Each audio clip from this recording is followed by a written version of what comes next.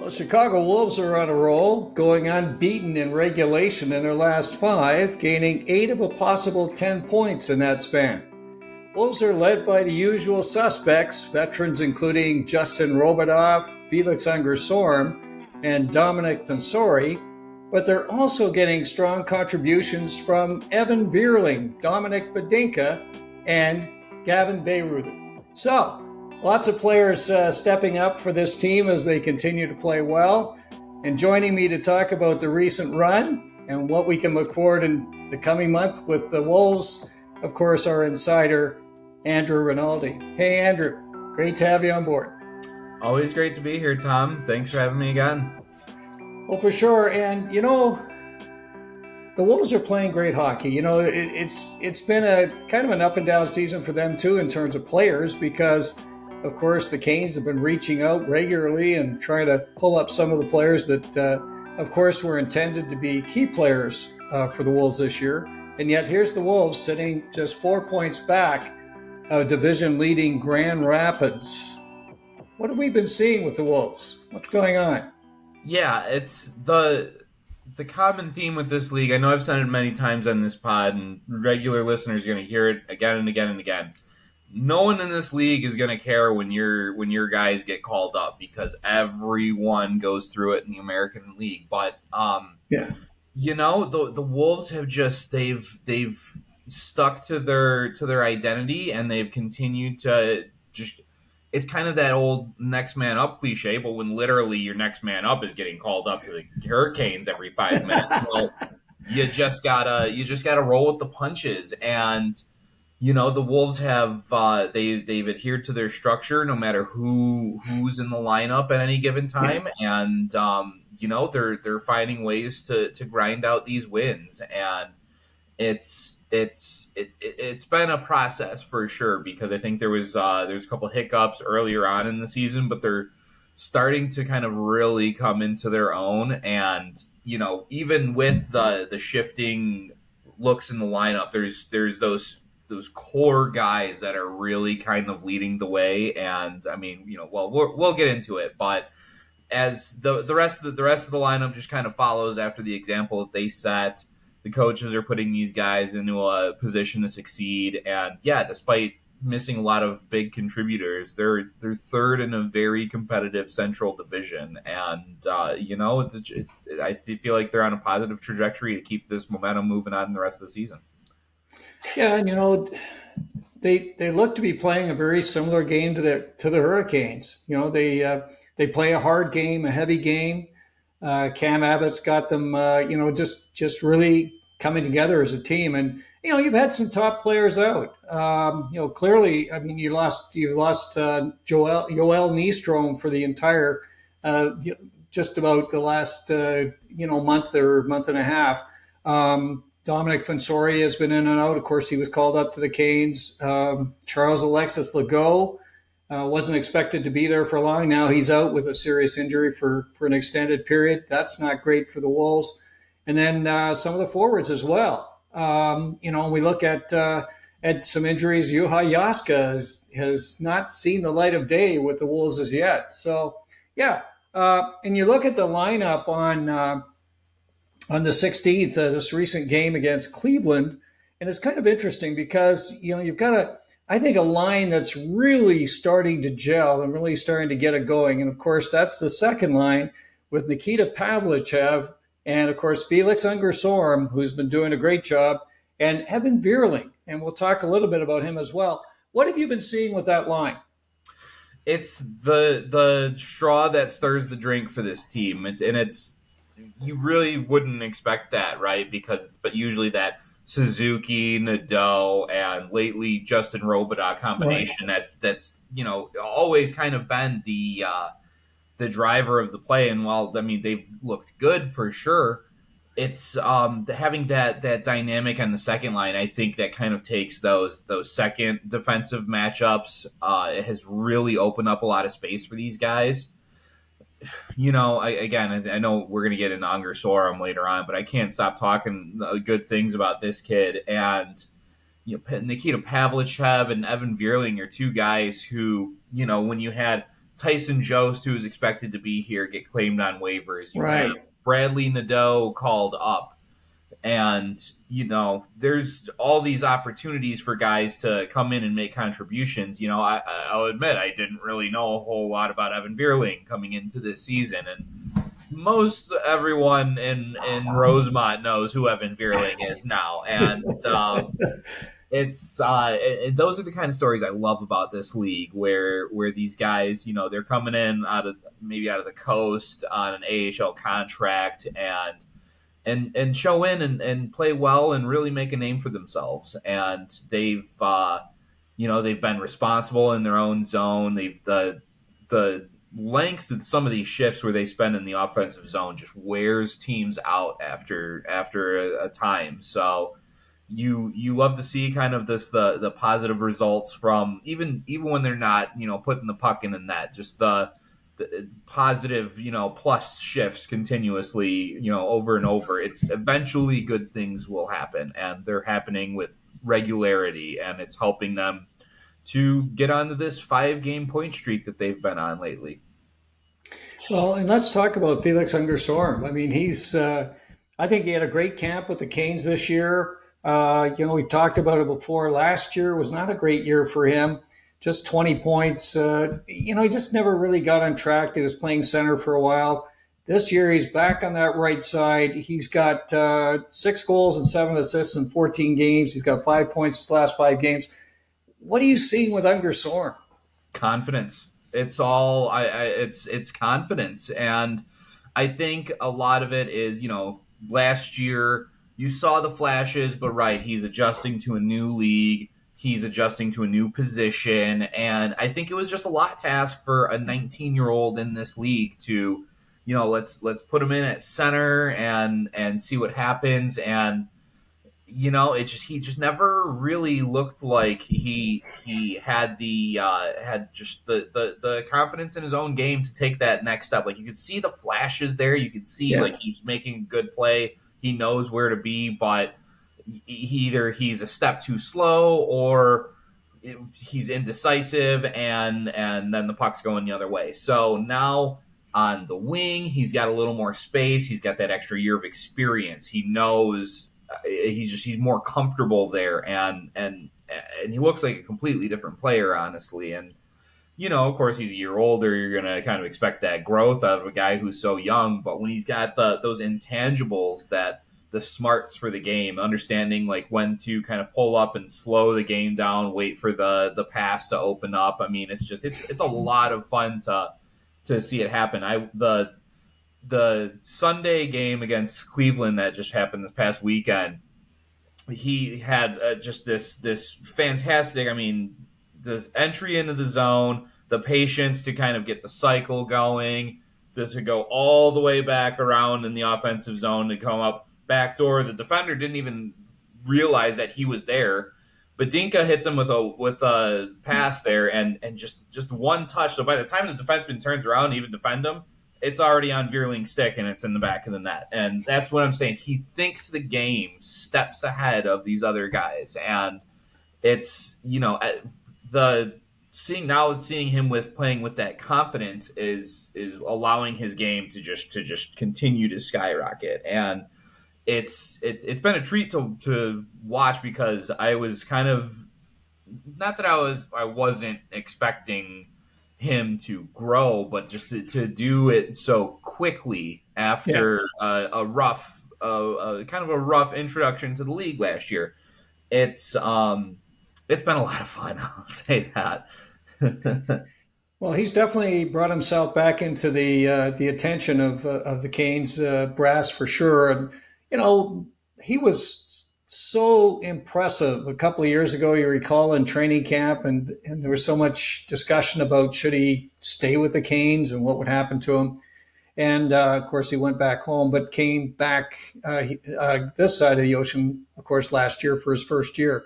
We sometimes forget how young he is, and and the other thing is he's still growing. And this is interesting, because one thing I've noticed, certainly in the Canes camp, and again with what I've seen so far with the Wolves, he looks stronger to me.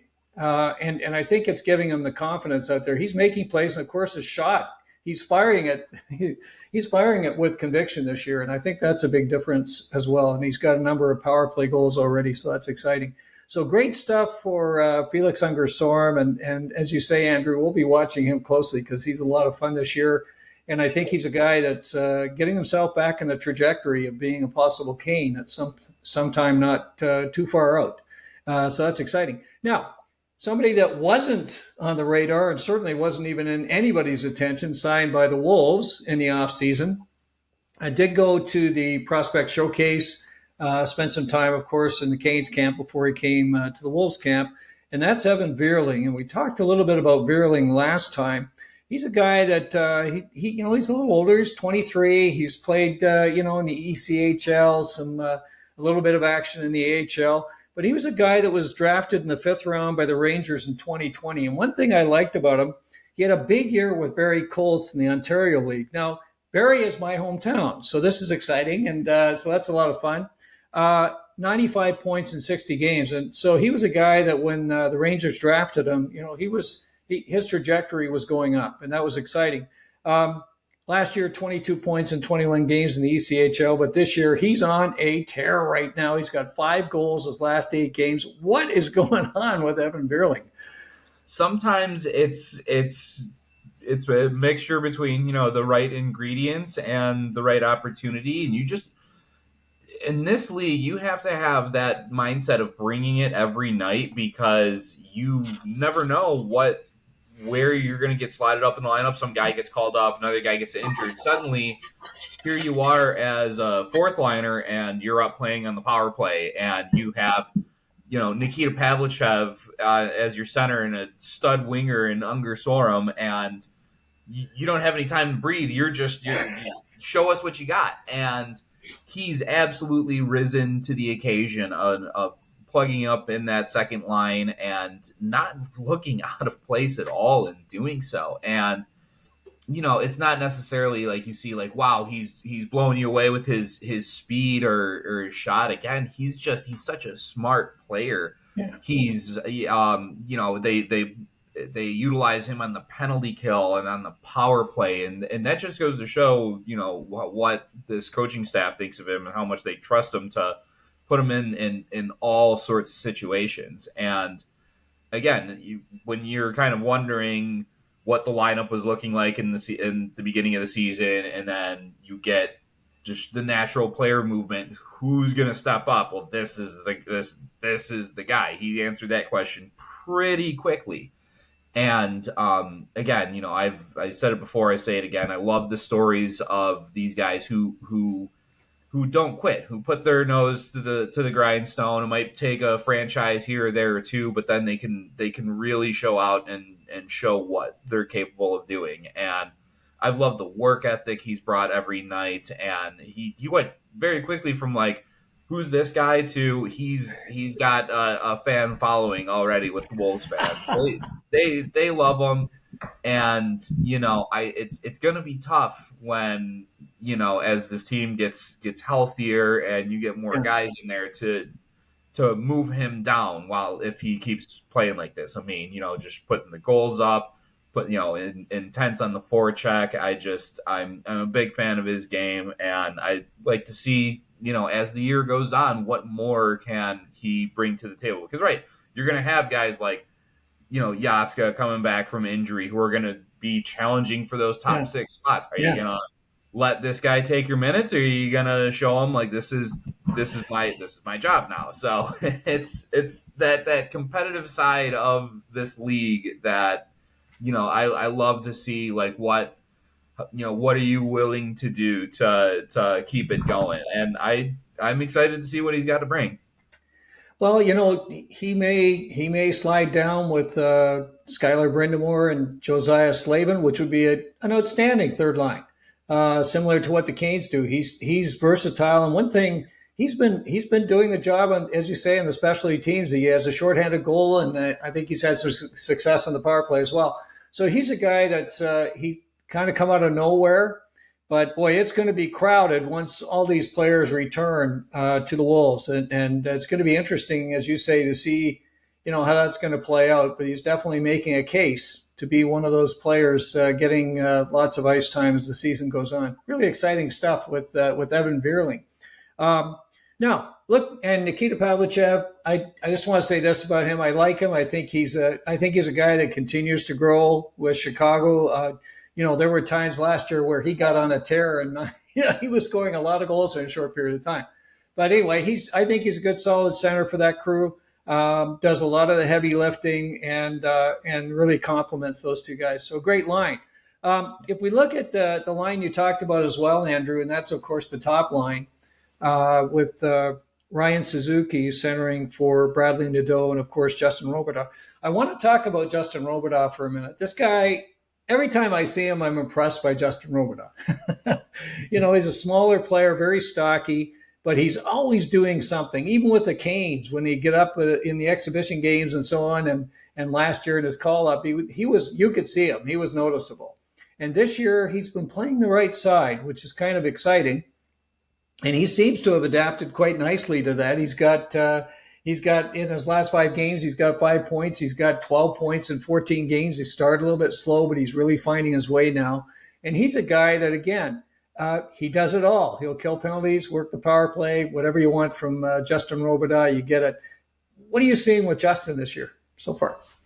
I've said it again and again with this guy. It's just consistency and such a mature game from such a young player that has impressed me really since he showed up on the scene last year. And you know what you're gonna get from him every single night. I can't really recall a whole lot of games where I'm like, well, Roby didn't really seem like he was on top of it. Like, even when he's not putting points in, he finds ways to contribute. Defensively.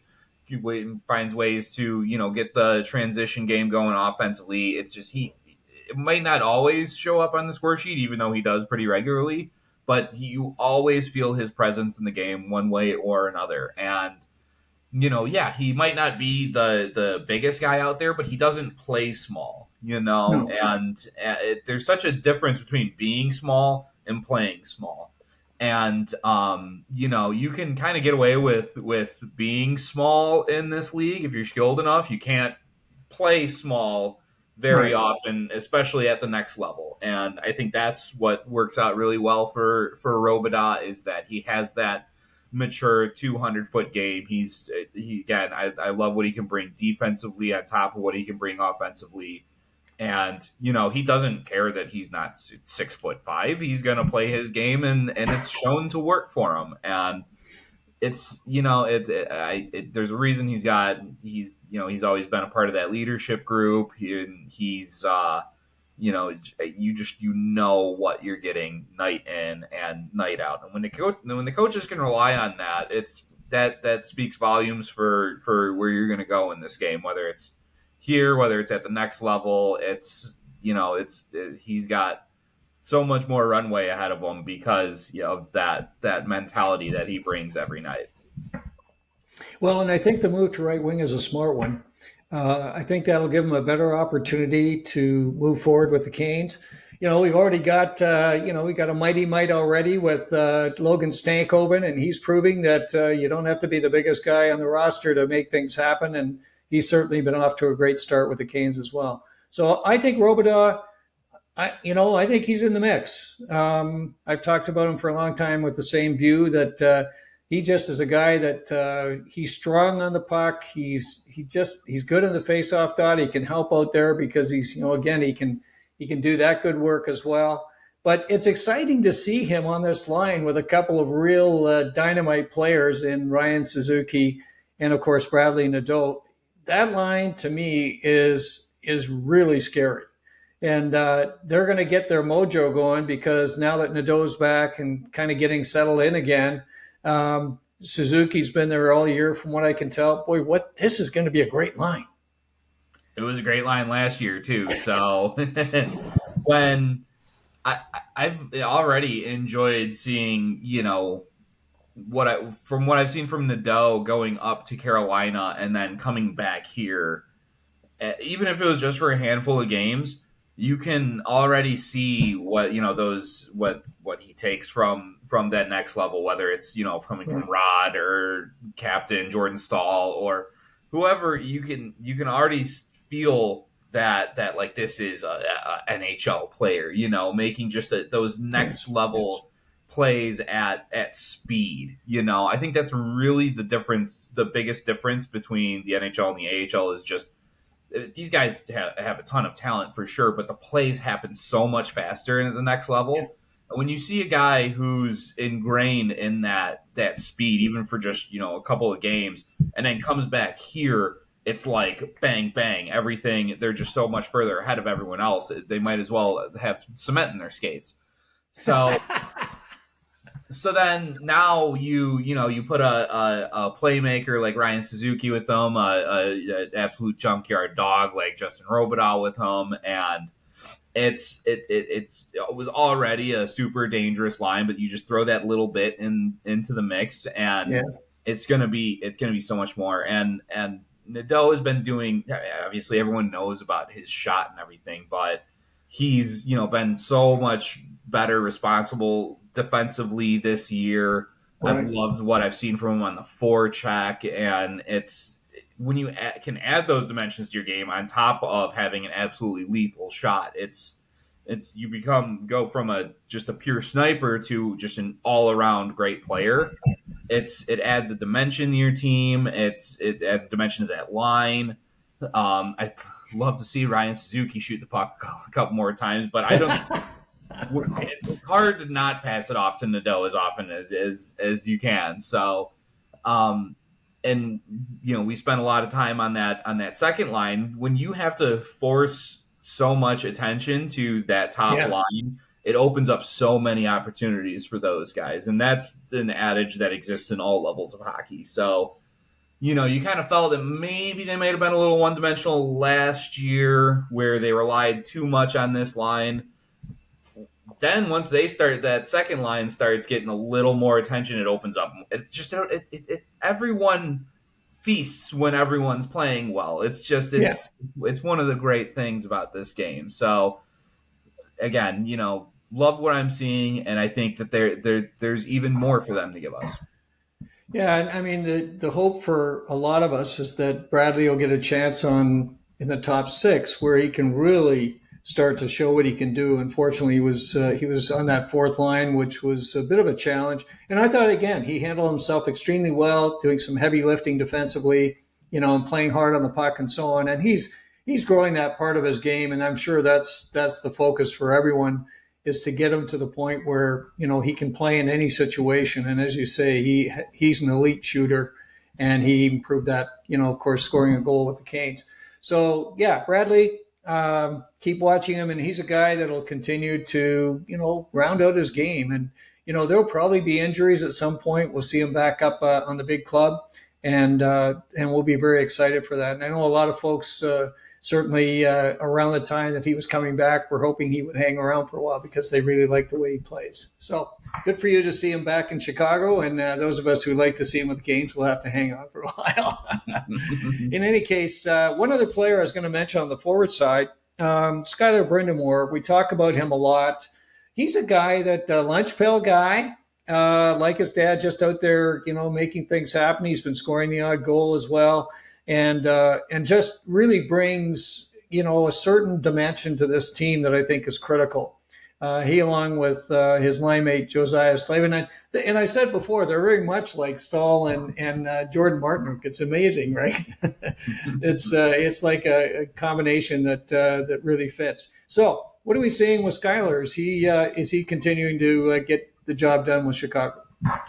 Yeah, I've said it before in this pod, and I'll say it again. He's basically a carbon copy of his dad's game. He's when he's kind of always I noticed out there to start overtimes to take that opening face-off draw, and then once I'm pretty sure he's won all of them. Now you can check my math on that, but once he wins it, then he knows his role, and he goes to the bench and they make a change immediately. And I love the selfless attitude of to go in there, win it for my team, and then sub out.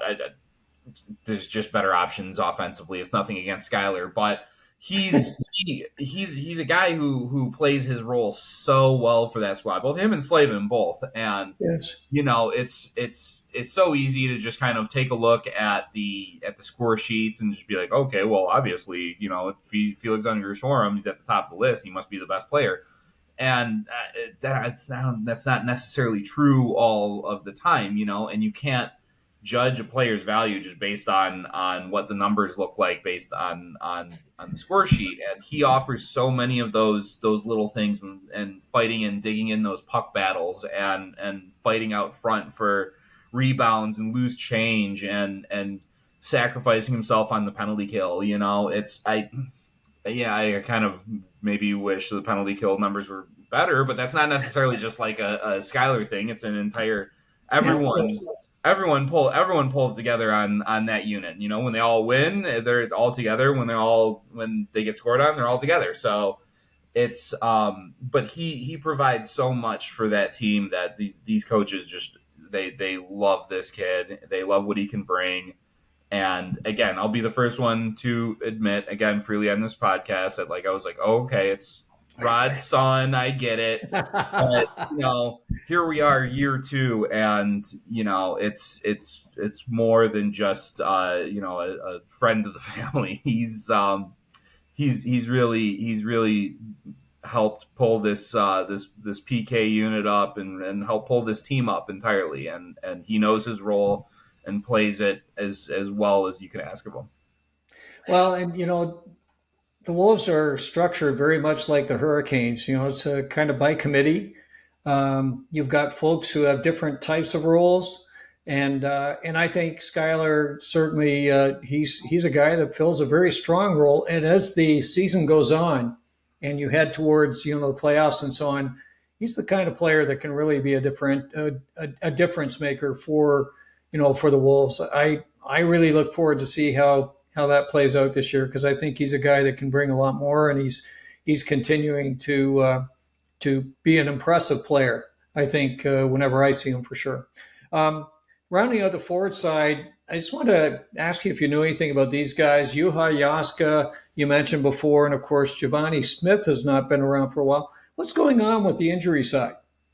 Yeah, it's Jaska hasn't. I know Canes fans are pretty familiar with him being injured over the in the preseason. Right. From what I can reveal, he's still kind of battling that, getting closer to returning. I was kind of hoping by now he would have made it into the lineup, but sometimes these guys need a little extra time, and I think with as well as they've been playing, maybe we can kind of ease him into it. We don't need to plug him into that top 6 immediately. And Giovanni Smith was in there for a handful of games. I know a couple of weeks ago, I think he got dinged up, and I don't think it's too severe. Again, there's only so much I'm allowed to say. I need to keep my sources at the heart, but they're I don't expect either of these guys to be long term out, Okay. or anything like that. It's just it's a fast paced game where guys get hit with all sorts of manners of pucks and bodies and sticks, and they're just going to need some time to get back on the mend. Yeah, and as some of these players come back, of course, they're going to be significant adds for the Chicago team. I mean, Jaska, we know what he can do, and Giovanni Smith, he had a tremendous training camp with the Canes. So both of these guys can play a strong role and should strengthen and improve the overall Wolves team when they come back. So that's exciting. The defensive core, we've talked a lot about the D core, but boy, it's been kind of interesting as well. What's been going on with the D core? It's been a blunder, I can tell you that. It's which I guess comes as no surprise with with Slavin and Chatfield going down up top, and then Legault with the unfortunate injury that he had.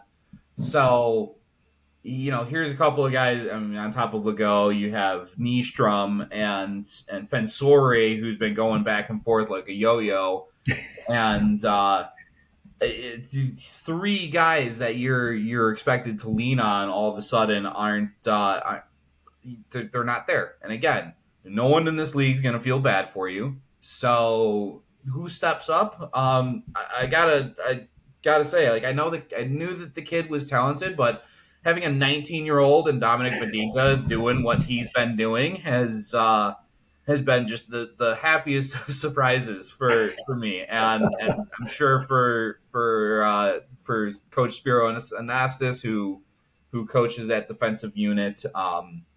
So, Badinka has been awesome. Gavin Bayreuther has honestly been one of the I don't necessarily want to say surprising, because I've seen him play a couple of seasons over in Cleveland, and I he's a solid player that you can rely on. But I don't think they were expecting to rely on him this much. And again, it's in this league you have to be ready for those opportunities, whether you're going to be on the third pairing or the first pairing. It could change in an instant. So he's back after, I think, a season or two over in Europe. Right. Just to provide that steady veteran presence that I think, once they had Ty Smith and Joachim Ryan leave over the offseason, kind of helped, fill that in. And he's honestly been one of the more again, we weren't expecting you to be a hero, but we're glad that you're here kind of things. Like similar to Vierling, but not like in a came out of nowhere kind of thing. More as like you got a bigger role and you're running away with it, so we appreciate you. Well, yeah, I mean, it's interesting, looking at Gavin Bayreuther. Of course, he did play with Columbus for a couple of seasons. We saw him a fair bit there, and it's kind of interesting to see how things played out. He ended up with Lausanne and Switzerland last year. So another one of these situations where you kind of go where you can play.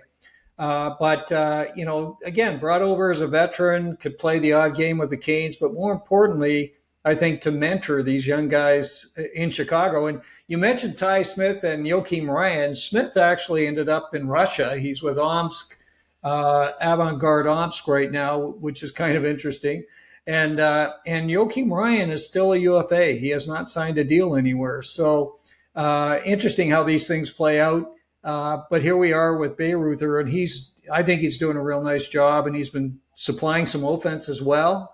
Popped in some goals, and I think he's been really critical with Dominic Badinka, and Badinka I thought looked really good in the exhibition games with the Canes and so on. He saw some ice up there. They were playing him a fair bit, and one thing I noticed about Dom was he was not phased by anything. Okay, like he'd go and he'd do anything, and he was calm. He was always kind of in control, saw the ice well, and really kind of suggested, boy, he's got to be older than 19 years old. I mean, what the heck, right?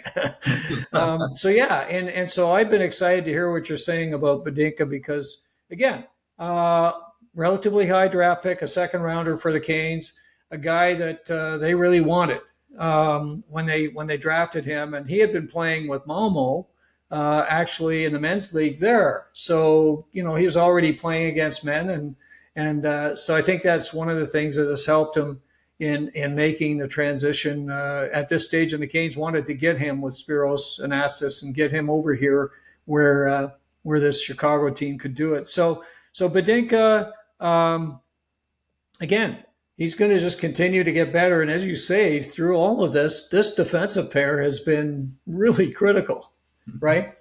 Yeah. Oh, absolutely. And again, in spots where you weren't expecting to have them playing such a big role on a team that has sure, it's kind of had its growing pains earlier in the year, but it's continuing its upward trajectory. It's been playing great hockey, and these guys are holding down the fort in their own end. And it's when you've had to have contributors you're not really expecting to step in the roles like that, elevates your whole unit. And then you have other guys. Another guy I wanted to talk about was Bryce Montgomery. Yes. Another guy I wasn't expecting to see a whole lot of this year, and we've seen a lot of them. And so have the other team in front of the Wolves net, and it's been a nightmare for them because of it.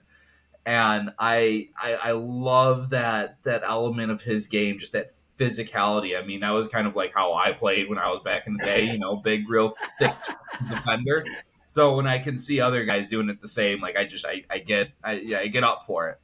Um, he's been in there physically. He's been clearing the front of the nets. He's been dropping the mitts where it's been called for it. And again, I wasn't sure how much of Montgomery we were going to see this year. You get the call, you got to rise up and you got to answer. Yeah. And he's picked up the phone and then some. So I've loved what I've been able to see out of him. On top of Badinka continuing to grow into his role. Bayreuther showing the way. Hemo Salmi holding it down. It's it's not just going to be one guy to replace the three really that have been called up, including Fensori and that. Although he's back down, which is thankfully nice. He's back. Yeah. Then tomorrow he's going to get called back up, and then he's going to come back down again. But he's again, it's all a collective group effort, as I've said before, to get things going and. Everyone stepped up. It's one thing to say, this guy's got the talent, this, that, or the other, but everyone's rising to the occasion and answering the call. And that, to me, that comes from coaching, to put these guys in positions to succeed, even if the water level might be above their heads while these guys are swimming with the current anyway. So that's how you get a team, no matter what the call-ups are, the injuries, this, that, or the other. This is how you get a team to win.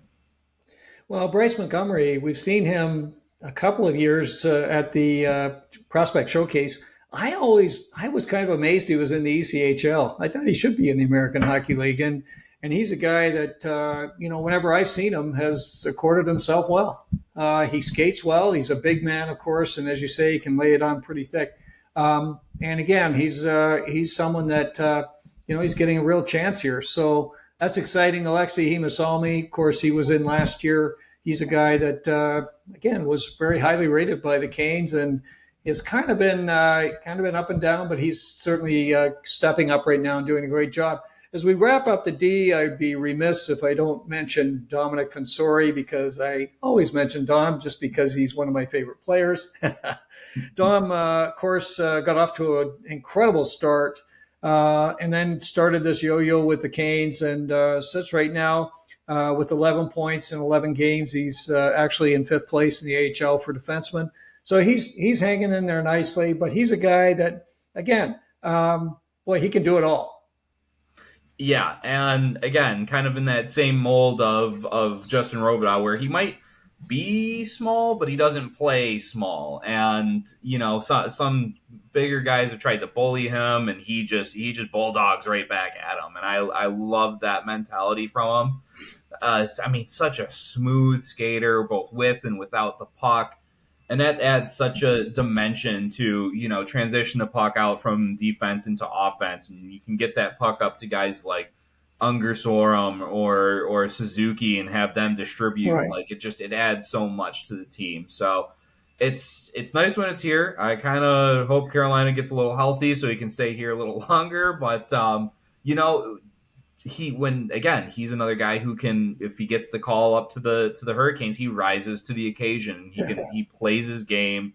And I think that this organization does a good job of coaching them up to where it's such a seamless transition to go up to the Hurricanes. Because all I kept reading about is like, wow, Legault, wow, Nystrom, wow, Nadeau. Like you hear these guys come up and they don't really look like your typical rookies. And I love to see that because, I see these guys here and I want them to play in Chicago and I want them to help this team out for sure. But you're going to root for these guys when they go up to Carolina and they get their shot. So, it's the same thing for Dom.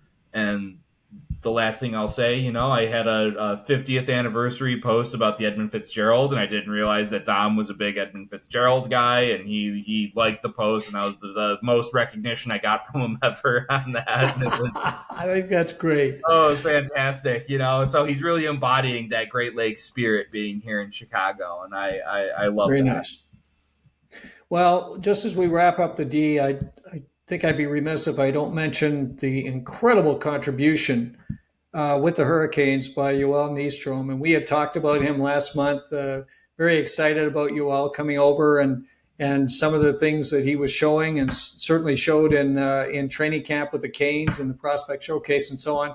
I think he is definitely stating very strongly that this guy's ready for the National Hockey League. And his last game in particular, where he played over 20 minutes and just was outstanding, 2 assists. He's I don't know if you're going to get him back. That's what I said. Wow. I was like, well, those 7 games were fun. And here we go. But again, you root for those guys to take those opportunities and to absolutely run with it. So, yeah, I loved seeing that. I didn't even think that he was going to play this as good as he has. And not that he was necessarily bad down here in Chicago, but just he just took his took that call and ran with it. And I love to see it. I love to see the recognition from the fans and the coaching staff. And yeah, it's just one of those things where I might not see him again, but I'm not gonna lament on it. We still have a lot of good young talented defenders down here, and I hope I don't see him again. It would be wonderful for him if I don't. Maybe once Slavin and Chatfield are healthy, we might be seeing a little more of them. And then again, it was going to have that same effect it had on Nadeau, where now you have this guy who's used to playing at that speed. All of a sudden, he looks like a completely different player at this level, and you're going to wonder, like, oh, okay, well, what's he doing here? But I will gladly accept him when that day comes. Well, yeah, and again, and sure, it's very possible he returns to the Wolves, and that would be great for him. Of course, he's still finding his way in North America and learning the system and so on. But boy, wouldn't he be a great addition to add back to the Wolves and certainly shore up the Blues? So very exciting there. Moving on to the goaltending. Last month, we were talking about some concerns. Nikita Quap was manning one of the goaltending spots, and Amir Miftakov had just come back from the Canes camp and some work there where he really wasn't playing particularly well. And so things were a little bit concerning. Now, what are we seeing these days with the goaltending side? I feel like it took about a month, but I think we're finally stable here. With Caden Primeau coming back makes an absolute world of a difference. Now that once Toronto put him on waivers, Carolina, being the only team that claimed him, was allowed to snag him and send him immediately to Chicago without opening him back up. So now that Primeau, he had a tough situation in Toronto. They're not really the team that they have been in years past. So but at this level, he's about as good of a goalie as you can ask for. I would say pretty parallel to kind of what we got with Spencer Martin there. So now you can take some of that weight off of Miftakov, who did admirably, I'll say. Sure, he kind of had some of his like, what are you doing moments, then he had some of his wow, that was amazing moments. So what it offers is stability. You can lean on your veteran and Primeau.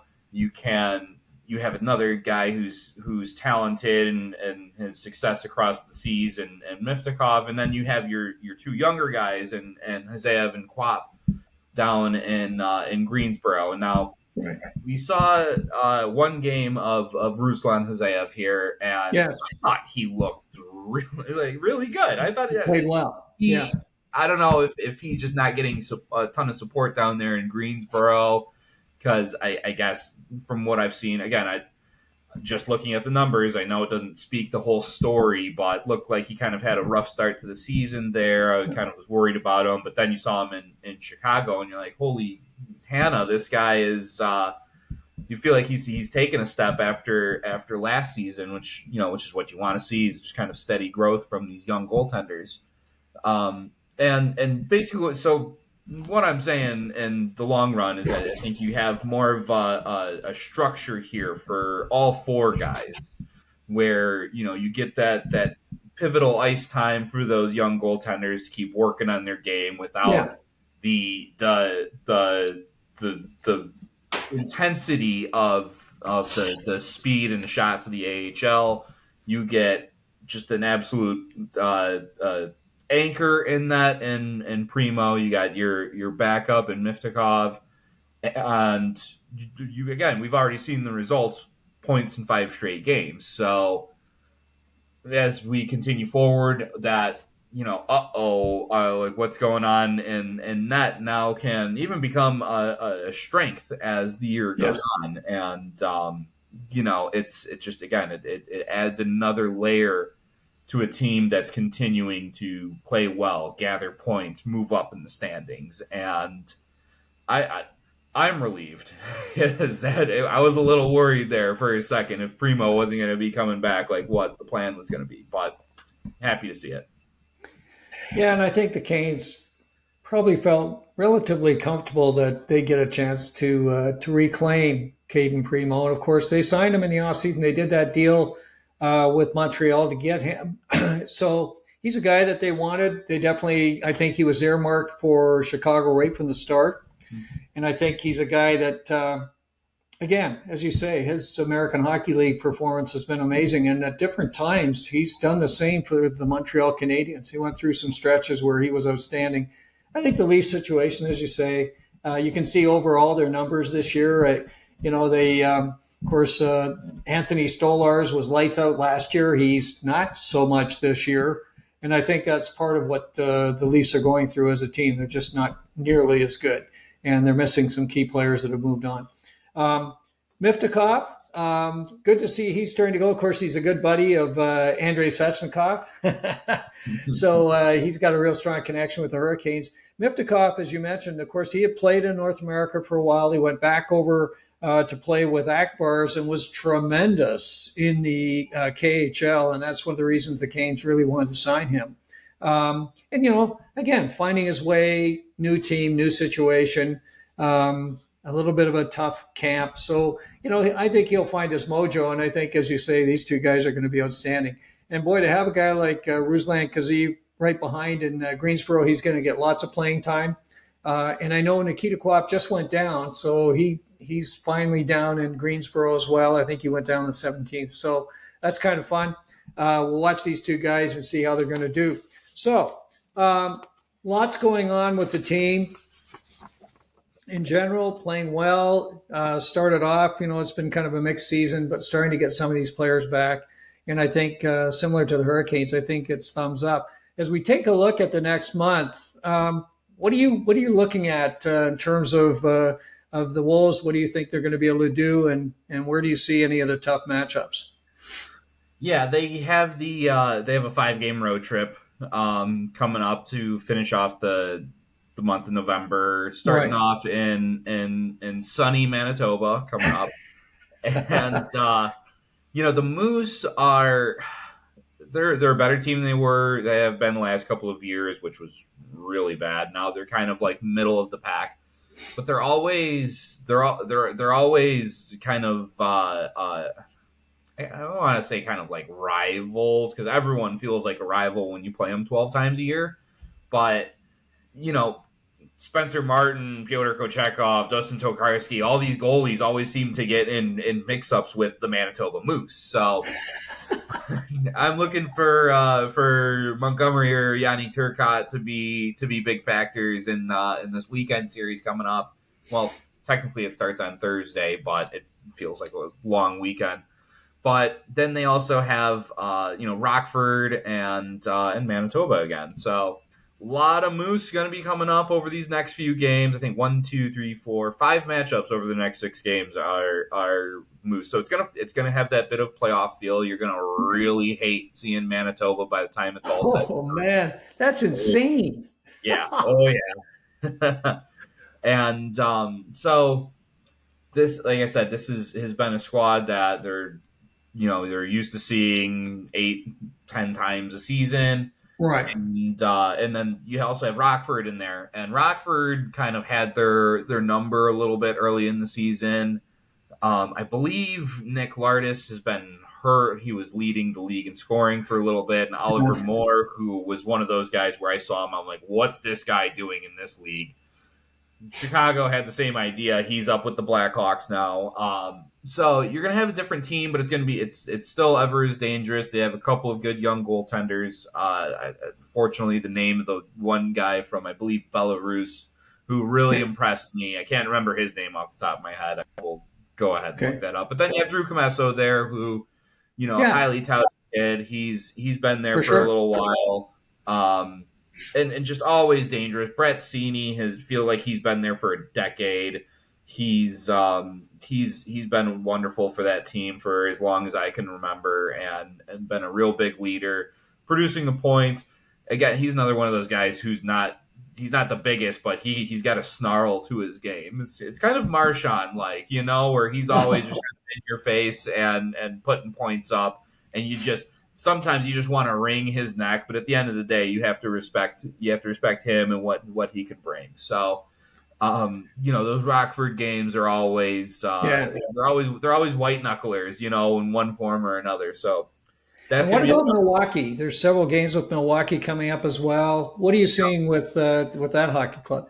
Milwaukee I've seen them with just absolute top line talent, and I've seen them with a bunch of nobodies, and they're dangerous no matter who is in that lineup. I think Carl Taylor, who's been again the head coach of Milwaukee for what seems like the better part of the last 10 years now, he's one of the best in the business at this level, and I think in this game really overall. And I've always loved what he's been able to pull out, again, whether it's Yaroslav Askarov and Joachim Kemmel, these top flight picks, or whether it's just Ty Felleber, who comes up out of the ECHL and all of a sudden he's an absolute menace against you. It doesn't necessarily seem to matter who, like, the draft pedigree or how well regarded these guys are, if they're top picks or if they're journeymen. He finds a way to pull out the best out of them. And again, they're second in the division. In all my time covering the AHL, I've never seen Milwaukee have a bad season. And it's like, it's not necessarily infuriating, but it's like, okay, you see Iowa on the schedule, you're not quite as worried. Then you see Milwaukee and you're like, oh, Milwaukee again. But it's a testament to what that coaching staff is able to do with no matter what they're given to by Nashville or anyone. They find a way to pull the best out of these players. It's kind of the standard that you want at this league, no matter who's in the lineup, that you're going to be getting a good game out of them. So it's a good bar setter. Chicago had one earlier a couple weeks ago where played well, lost it in overtime on their ice. I think that was a school day game. That's why I don't have a great memory. But like I said, it's one of those benchmark games. Like, where are we at as a team? Like, we know if we can go in there, get a couple points against them, play really well, that we're on the right track, because historically, this is the team. Like, you're not gonna see where you're at as a team by playing the Iowa Wild. And I don't mean to disparage anyone in that organization, but they've been in the basement for most of my time, whereas Milwaukee's been up here. So that's kind of where the high water mark is.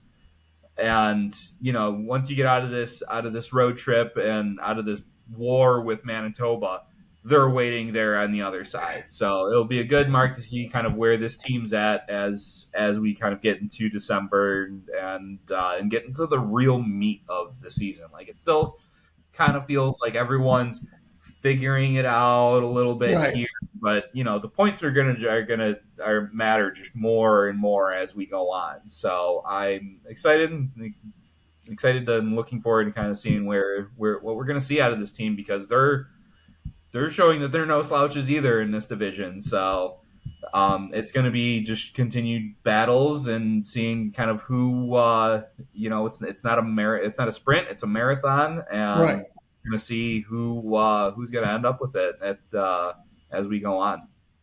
Well, just to wrap up, then, Andrew, any players that we should be kind of keeping an eye on over this month of a lot of Manitoba and Milwaukee? Who should we be putting the eye on? Well, I kind of highlighted Yannick Turcotte and Bryce Montgomery already, and I'll kind of continue to do that because as you see these guys again and again, as the chirps start going back and forth, you're just gonna hate them more and more and more. So I think your team might be down a goal or two, and you need that spark coming. Those are gonna be the guys who are gonna answer the bell. And if it's going to get chippy, they're going to be the ones that are going to be right in the middle of it. And they're the usual suspects for sure. The biggest guys out there, and they know how to take care of their teammates, and they've already shown it time and time again this season. We're only a month in, so it's I'll highlight those guys for sure. And while Nikita Pavlichev's not known for that, he's Right. 6'7". There was a funny sequence in the Cleveland game where I'm forgetting the name of the monster, but he's not the biggest guy. He's about 5'9". Kind of Pavlichev makes some contact with the goaltender, and he gets a swipe from this guy, and Nikita just goes, "No, that's a bad idea." Again, he's not necessarily known for picking up the penalty minutes, but at his stature, when the rough stuff comes going, he's not necessarily going to say no either. So I expect it to be a grind over these next few games here with the Moose, and Pavlichev can contribute physically, can contribute with his stick. I think he's going to be a big X factor for him into this mini playoff series, kind of with the Moose. Well, it'd be great if the second line with Pavlichev leading those guys, of course, with Evan Vierling and Felix Unger Sorum can continue their fine play. And you have to expect that the big line with Ryan Suzuki, Justin Robidas, and of course Bradley Nadeau, they're going to be key as well in this road trip. So it's going to be fun to see this. We'll be watching closely to see how it all plays out. Andrew, as always, it's been just great fun talking the Chicago Wolves. Where can folks find you? Yeah, so I continue my written works with On Tap Sports Network. We're Chicago-based, just every Chicago team out there outlet, and I continue my stuff there. You can find me on, I'm going to continue to say Twitter until the end of time. That would be at Andrew _Rinaldi _. And again, I continue to give updates on the team, live tweet during the games. I love chatting with fans about anything you might have questions about, anything you want to talk about. If you couldn't tell, I love talking about the game of hockey. So it's great to share it with everyone out there. And it's why I continue to do this over. This will be it's been 5 years now, and I've loved every bit of it. So if anyone reaches out to me, it'll help me continue to keep on loving it, because it's been a wonderful experience getting to know all of the fans and to be able to share this what this team has been able to do, and all the players that have come through and all the wonderful people that work with the team. It's been a real treat, and I feel very blessed to be in the position I am to do it. Well, listen, it's great fun talking hockey with you as well. So it's, we all kind of enjoy that. And, your knowledge of what's going on with the Wolves. I know Wolves fans and Hurricanes fans are delighted to hear this. And as always, thanks so much for spending time with us, Andrew. It's been great fun as usual. For those of you who've been watching or listening, Andrew and I, of course, are delighted you've spent time with us. If you like this episode, please press the like button. If you have any questions or comments or just want to say hi to Andrew or myself or other members of stormTRacker, please leave those in the comment section down below. And of course, if you want to be alerted of future episodes of stormTRacker, please press the subscribe and the bell buttons, and we'll alert you just as soon as they are available. Once again, Andrew and I thank you very much for spending time with us. And we look forward to getting together with you real soon right here on stormTRacker.